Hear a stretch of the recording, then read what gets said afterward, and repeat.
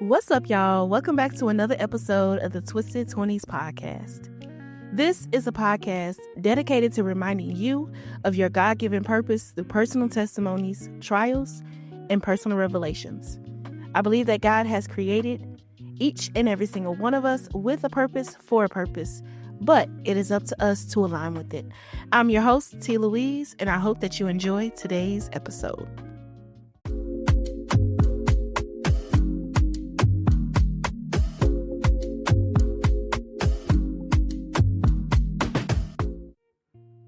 What's up, y'all? It's your girl, Louise. Welcome back to another episode of the Twisted Twenties podcast. I was going to break out in song. I ain't going to even lie to you. What's up, y'all? I am so excited for today's episode. Yes, I say that majority of all my episodes, but I truly enjoy what God has called for me to do, to spread the gospel, to share my life experiences with you guys. It truly is a blessing. This episode today is going to be used to encourage you. One, to relinquish control in your life over the things that you think you have control over. But it's also going to be to encourage you to understand that God is truly the author of our lives. Last week, I talked about changing your perspective. And I'm going to tell you right now, if last week's episode and this week's episode does not help to change your perspective, I don't know what else to tell you, okay? I really want us to understand that God is the author, period. We are merely the co-authors of our life, and that's primarily because of free will, which I will get into later. But as we know, scripture does tell us that God knows our beginning and our end, which also means that he even knows the little things all in between of the beginning and the end. Last year, I truly struggled with letting go of a lot of things that God was saying, hey, I need you to give this to me so that I can do what I need to do in your life. And I know as humans, we want to be in control. I've talked about this before. When my mom passed away and I started practicing witchcraft, it was because I wanted to control my life. The one situation in my life that took so much from me or broke me down in a way that I had never felt before, I couldn't control that. I couldn't control my mom dying. And so after that, I wanted to be in control of every single thing. And that's what led me down that rabbit hole with witchcraft. And last year, I struggled with letting go of depression. I struggled with letting go of grief, letting go of certain relationships and things that no longer serve me, people, anger. The list literally could go on and on. I told you guys about how God restored me, how he healed me from grief and depression and homelessness and witchcraft. And one of my favorite things that God did, and I think when we truly let go of certain things and we allow God to be who he is, which is the author, the creator, our father, when we allow him to be who he is supposed to be in our lives, allow him to have the control that he is already supposed to have. One of the things that he did for me was he allowed me to no longer need trauma therapy. I've talked about this before on my podcast. I've talked about this on my YouTube channel as well. God is so intricate, and everything he does is for a reason. And it's for something much bigger than what we can see and understand. When God allowed my last day of trauma therapy to be on December 31st, it was not by coincidence. It was for a reason. And God was showing me that, hey, this that you're dealing with is not going with you into this new year. I need you to let this go. I've healed you from it, but you want to hold on to it. And that was something that I really struggled with. God healed me from grief. He healed me from depression, and he healed my heart from the loss of losing my mom. But I still wanted to hold on to the sadness. And not to say that I don't miss my mom, not to say that I don't get sad, not to say that I don't experience great grief in waves. But what I was holding on to was something that God had already healed me from, but I wanted to hold on to it. But the moment that I allowed God to take the reins back, because unfortunately what I want us to understand is that when we think that we're in control, God will allow us to think that for a while. After a while, He's gonna be like, all right, sit down. But He will, to a certain extent, allow us to think that we have control. And then stuff starts to spiral out, and then He like, okay, you ready now? You gonna allow me to take the wheel again? Cause you put me in the back seat and put tape over my mouth, okay? Are you ready? You done crashed, burned, flipped the car over, and everything in above, baby. The car is totaled, okay? This new car that you in, you can't drive it. You can't drive it. You're not a good driver. I need to be in control. And that was something that I really struggled with last year.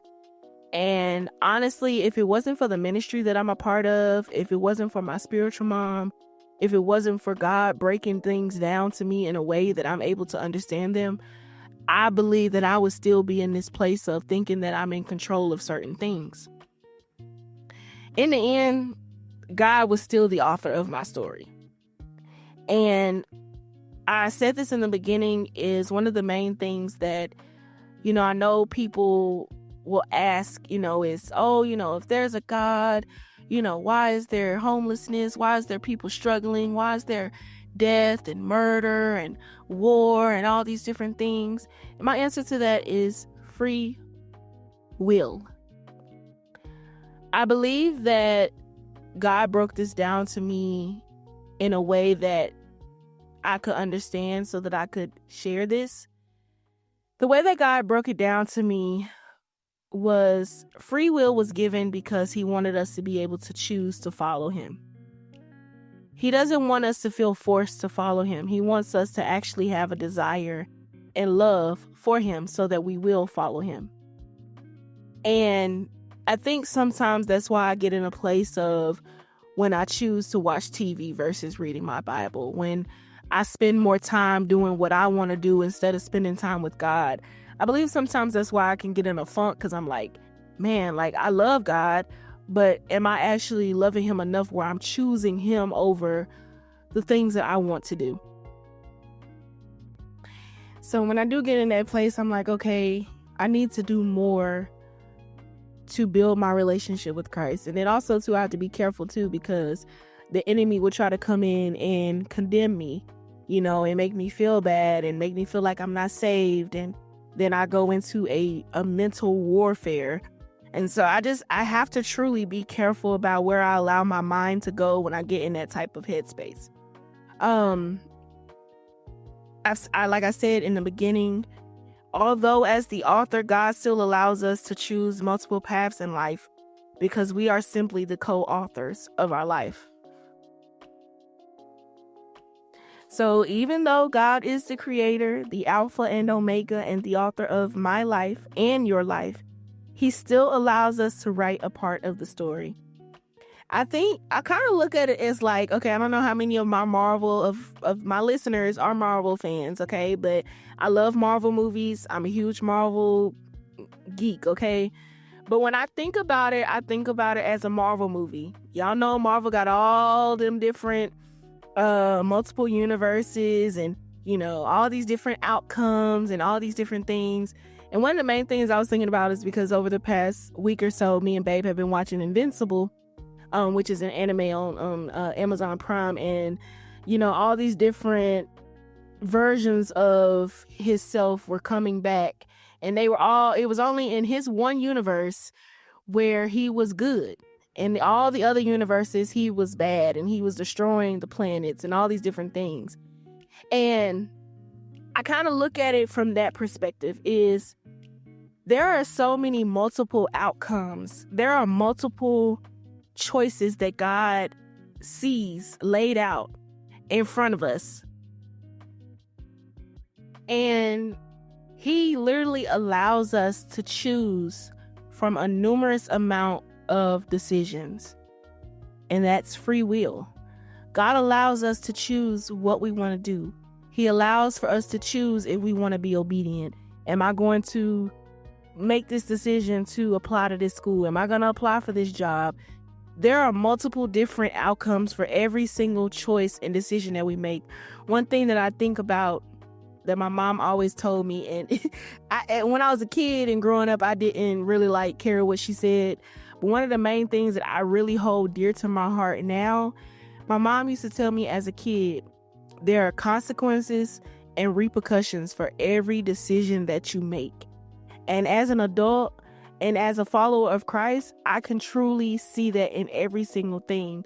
If I make a decision that goes against the will of God, the consequence and the outcome of that is not going to be good. But when I make a decision to be obedient, when I make a decision to follow the will of God and allow God to be who he is, the author, the creator, the father, when I make a decision to do that, the outcome of that decision is numerous. It is overflow. It is blessing. It is abundance. And so just understanding alone that when we relinquish control and we allow God to be who he is, what we experience in life, and it's not to say that life will be perfect when we allow God to be who he is, because it won't. The enemy's going to attack us. The enemy's going to distract us. The enemy hates us. One thing, and this is off topic, but I want to share this because I think I said I was going to share this a couple weeks ago and I ended up not sharing it, but I wanted to share this because it just dropped in my spirit again. One thing that I've learned in my with my spiritual mom and in our ministry, the enemy hates us. He hates followers of Christ. He hates you. And the reason why he hates you is because he will never, ever, ever, ever have a chance ever again to spend eternity with Christ. He will never have eternity. He will never have a chance to spend eternity with the Father. And us who make horrible decisions, us who are dirty, filthy, sinful people, we have an opportunity to be forgiven and spend eternity in heaven. And the enemy, he hates you for that. So he's going to do whatever he can to make sure that you don't make it, which is the end goal. He doesn't want you to be able to spend eternity in heaven. He'd rather you be miserable in hell with him. So I just wanted to share that. Understanding that the enemy hates us. He hates us. He hates our guts. And he will do everything that he can to destroy us. I don't know why I needed to say that, but I believe I really and truly said I was going to say that a couple weeks ago and I didn't say it. But it just dropped in my spirit again while we're talking about this, and I wanted to make sure I mention that. Something that has really helped me this year when it comes to anything that I do, whether it's writing, God has given me my gift back of writing. I believe I have shared this before, but one of my goals in life, one of my dream, my career dream would be to be a screenwriter. My goal in life is to have my own production company and write, produce, direct my own TV shows and films for the kingdom. And when I was in disobedience, when I was practicing witchcraft, when I was smoking, let's just say when I was in disobedience and I was practicing witchcraft, God took that gift away from me. And in order for me to do anything, in order for me to write, in order for me to do my podcast, in order for me to do anything creative, I had to create a perversion of the gift that God gave me. And in order for me to receive the perversion of that gift, I had to get high. And I struggled. It wasn't the same. Don't get me wrong. I came up with some good ideas when I was high, but it was a forced creativity. It wasn't a natural flowing creativity. Like when I tell y'all the gift that God has given to me is not something that can be taught. I can open my computer and I can write for hours. I can write a book. I've written 5 chapters of my book in less than like 2 months. I've written TV shows, an episode a day. And it's just like, I've written 6 out of 8 episodes in 2 weeks. So there's a gift that God has given to me that it's just not something that can be taught. It's something that is truly given to me from God. But when I was in disobedience and I wasn't serving God, I didn't have that gift. And I wanted that gift, so I created a perversion of it. And in order for me to receive it, I had to be high. And one of the things that I've done this year that I've noticed since God has allowed me to receive those gifts back is I honor God as the one who allowed me to do it. Anytime that I write something, I honor God. God allowed me to complete this. God allowed me, because at first I was going to have 6 episodes of my show. But then as I was writing, I was like, no, I really need like 8 or 10 episodes. But when I was reaching that final episode, when I was reaching episode 6, I had a serious burnout. It was like depression and anxiety came over me. And I was like experiencing depression and anxiety for like 2 or 3 days. I struggled to go to work. I struggled to get out of the bed. I was like, what the heck is going on?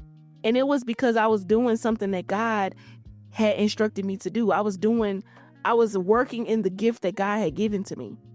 But I'm able to sit back and say, God, you allow me to do these things. You allow me to create the content. You allow me to be able to write the short film, the TV show. He gave me the ability and insight to do everything that I do. I'm not gonna lie to you. I'm creative, but I ain't all that. I can think of something, but God be giving me the extra razzle dazzle. Okay, he's the cherry with the ice, with the cherry on top. Okay, like he truly is the Alpha and the Omega. I do nothing without him. Every episode that I create is because of him. Every outline that I create for the episodes is because of him. Everything that I create is because of God. God gives me the idea. I'm just being honest. Don't be coming up with that many good ideas.